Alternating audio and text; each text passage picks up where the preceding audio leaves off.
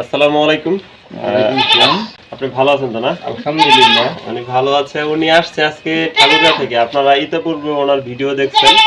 উনি ঠাকুরগাঁ থেকে আসছে, এর আগে 50টা পাখি নিয়েছিলেন। 50টা পাখি 15 দিন বয়সের পাখি নিয়েছিল। আজকে উনি নিচ্ছে জিরো বাচ্চা। আজকে মেশিন থেকে বের হয়েছে যেগুলো দেখেন, এই জিরো বাচ্চা নিতে আসছে। আজকে উনি 120 বাচ্চা, উনি এই যে 120 বাচ্চা নিচ্ছে, এটা হচ্ছে জিরো বাচ্চা। এই বাচ্চাটা নিয়ে উনি লালন পালন করবে, এরপরে যদি ভালো মনে হয় তাহলে এরপর থেকে উনি এটাই নেবে। আর আমিও মনে করি জিরো বাচ্চা নেওয়াই ভালো, কারণ একটা কাজ শিখতে হবে। উনি পুষতেছে, আমি এটাকে স্বাবলম্বী করে দিলাম। উনি বাড়িতে নিয়ে শুধু মনে করেন ফলাফল পাইলো, এটা তো হলো না, কষ্ট করে তারপর পাইতে হবে। আর এই জিরো বাচ্চাটা নিলে এটা থেকে রেজাল্ট ভালো পাওয়া যায়, লাভও ভালো আসে। দেখা যায় যে এটার অনেক কিছু শেখার আছে, জানার আছে। একটা খামার করতে গেলে অনেক কিছু শিখতে হয়, জানতে হয়।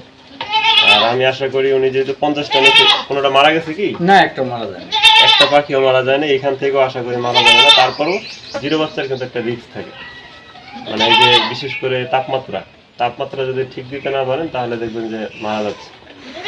আর এটা বুঝবেন কিভাবে, আপনার বাচ্চা যদি সব মানে জড়ো হয়ে যায়, মানে একটা পর একটা উঠতে থাকে, তাহলে মনে করবেন যে এটা তাপমাত্রা কম আছে, তাপমাত্রা বাড়াইতে হবে। আর লাইটিং বাড়াই দেবেন, একটার জায়গায় দুইটা দিবেন, 100 ওয়াটের জায়গায় 200 ওয়াট দিবেন, যেভাবে আর কি বাড়ানো যায়। এরপরে যেই আপনার চিক গার্ডটা আছে, ওই রাউন্ডটা যেটা, এটাকে চিক গার্ড বলে।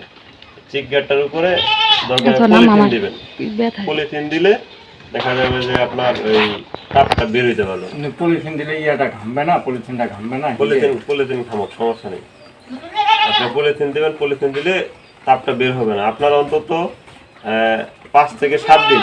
আমি এর আগে দিছিলাম ওই চটের বস্তাগুলো আর কি, মানে প্লাস্টিকের চটের বস্তাগুলো দিছিলাম, যেটা ওই যে ওই অটো মিলের বস্তাগুলো, ওগুলো তো সবাই পলিথিন মারাই থাকে।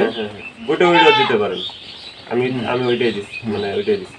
আপনি ওইটা দেওয়ার পরে ওইটার উপরে পলিথিন দিচ্ছি, যাতে করে তাপটা বের না হয়। এক কথায় 5 থেকে 7 দিন আপনাকে নিখুঁত পর্যবেক্ষণে রাখতে হবে, বিশেষ করে তাপমাত্রা কম হইলে দেখবেন যে বাচ্চা মারা যাইতেছে, সবের জায়গায় জ্বর হইতেছে। আর আপনার যেহেতু কম, রিস্কটা একটু কম, মানে জ্বর হইলেও এটা সমস্যা আছে, মানে মারা যাবে কম আর কি জ্বর হইলেও। তারপরে জ্বর হইতে দেওয়া যাবে না, একটা লোক এখানে ডিউটি করতে হবে অন্তত 3 দিন। এটা হলো প্রথম কথা। এরপরে হচ্ছে আরো যদি বাচ্চা লাগে আমাদের কাছে আসবেন, অবশ্যই আমরা যথেষ্ট স্যাক্রিফাইস করার চেষ্টা করি। আর হচ্ছে ওষুধপত্র যেটা ম্যানেজমেন্ট কিভাবে কি করতে হয় না করতে হয়, আমাদেরকে অনেকে ফোন দেওয়ার চেষ্টা করে, আমরা যতটুকু জানি বলার চেষ্টা করি। উনিও মানে যে সমস্যাগুলো ওনারা আমাদেরকে বলার চেষ্টা করছে, আমরা সেটা সমাধান করার চেষ্টা করছি। একটা পাখি দুর্বল হয়ে গেছিল, সেটা কিভাবে সবল করতে হবে, বা মানে যে কোনো সমস্যাই হোক না কেন, যতটুকু জানি আমরা বলার চেষ্টা করি।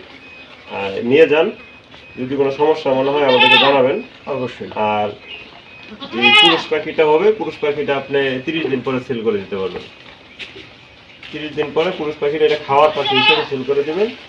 আর যেটা মহিলা পাখিটা তো আপনার ডিমের জন্য। আজকে এই পর্যন্তই। আসসালামু আলাইকুম।